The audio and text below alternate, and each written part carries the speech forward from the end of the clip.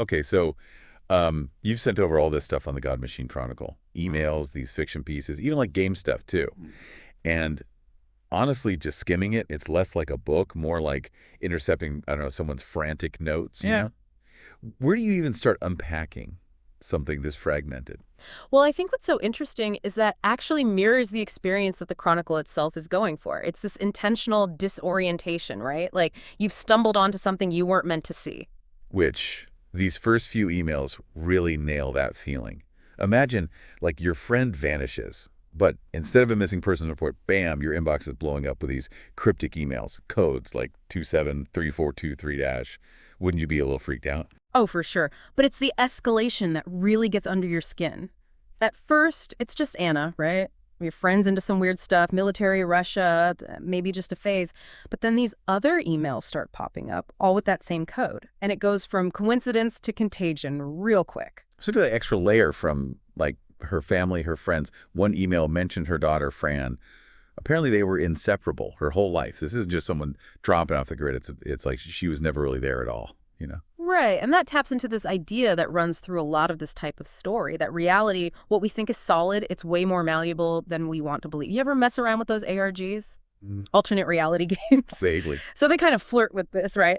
But the Chronicle, Right. it's got this weight to it, darker, like the stakes are way higher than just solving some puzzle. Yeah, there's this rawness to Anna's emails especially that a game just doesn't quite capture. It's like she's trying to leave a trail, but something's preventing her from just coming out and saying it. Super unsettling. Exactly. And that unease, it just ramps up when we hit those fictional bits. The one that always gets me is that motel room, Mhm. the air thick with the stench of like rotting pizza and this Yeah.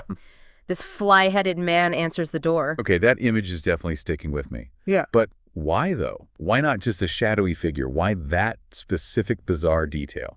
Because I think it's deliberate. That's the God Machine's MO, right? Inserting these totally discordant, surreal elements into these otherwise normal settings. It's like glitches in reality itself, making you question what's real, what's a manipulation. Okay, yeah, I see that. And then layered on top of this, we've got these shadowy cults being mentioned, angels that are definitely not the harp-playing kind, and this constant mention of infrastructure. It's giving very much vast conspiracy operating just beneath the surface vibes. Because that's exactly what it is. This isn't just a bunch of spooky stories randomly thrown together. The God Machine Chronicle wants us to get this idea of this huge, unseen force out there shaping events, this infrastructure, whatever it is, that's a key part of how it does it. So not your typical good versus evil kind of deal then. Nope. This is way bigger than that, and honestly, probably way more disturbing, but we'll dig into that a bit later. It's like we're trying to understand this machine, but we only have a handful of its gears, you know? Yeah, just these glimpses, strange events, messages, these little pieces. Exactly. We see the effects, but the machine itself, its purpose, who built it, if anyone built it, that's the mystery. Which brings us to, like, the players and all this. Yeah. And this is where I think the game part of the God Machine Chronicle gets really interesting. Not the rules exactly, but the types of characters it puts forward. Ah, yes, the factions, those caught in the God Machine's web. Some worship it, some fight it, some are just, well, they're stuck in the middle, totally clueless about what's really going on. Like those blind serpent things, Mm-hmm. blind heads, snake bodies, with these crazy strong other senses. Mm-hmm. The book describes them as, like, living weapons. What'd you make of that whole image? Oh, it's potent, isn't it? That blindness, I think that's key. They're not supposed to grasp the God Machine's big plan, whatever it is, just to serve. Tools, not like followers. So there's a ruthlessness there, this indifference to, well, individuals. Absolutely. The God Machine, at least how it's presented here, it doesn't think like we do. Morality isn't really the point. Whatever it wants, that comes first, even above those who think they're serving it. And then there's the flip side, right? Those actively trying to resist this thing. Yeah. Dr. Gerard, for example. Very much that classic trope genius scientist, given access to incredible tech, ends up regretting the whole thing. A very modern Prometheus, wouldn't you say? It really highlights how dangerous ambition can be, that allure of forbidden knowledge. Even with the best intentions in the world, what we create, well, sometimes it has consequences we never could have predicted. Makes you wonder, though, about resistance in this context. If the God Machine is as big as ingrained in everything as it seems, can it even be fought? And what would that cost, You've hit on it exactly. That moral greenness. The Chronicle, it doesn't give us easy answers. No clear-cut good guys, bad guys. Even those opposing the God machine, are their methods all that different? Just as damaging. So it's not about good versus evil, but maybe Yeah. different kinds of bad.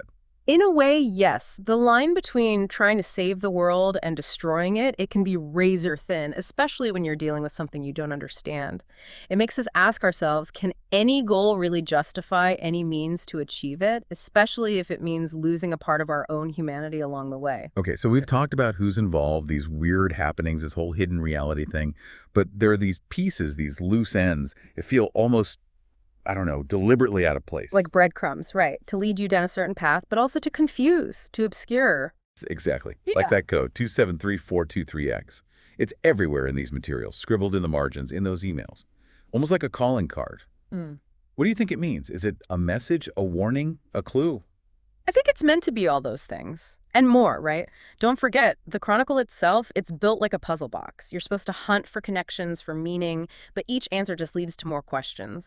That code, this recurring thing, it just feeds into that paranoia, that feeling that someone or something is always watching. Which I guess plays into that bigger theme with the God machine, right? This idea that Yeah. we're not really in control of our own lives, that free will is, I don't know, maybe that's an illusion. Exactly. And that leads us to that last line, the one that wraps up this whole Chronicle, what has fallen may rise again. Talk about a statement loaded with possibilities, right? Gives me chills every time I read it. Is it some ancient evil? A forgotten God, the God machine itself coming back online. That's the beauty of it, right? Could be any of those things, Yeah. or something else entirely. It taps into that primal fear, the unknown, those forces we can't control. But it also suggests that history, maybe even existence, it's a cycle. What falls rises only to fall again. This kind of cosmic dance happening whether we understand it or not, you know? And where do we fit into all of that? Are we just cogs in this machine, pawns in some game we don't even know the rules to? That's the question the Chronicle leaves us with, isn't it? No easy answers, no comforting platitudes. It just makes you face this unsettling possibility that what we think is reality is just a tiny part of something much bigger, more complex, and honestly, probably a lot scarier.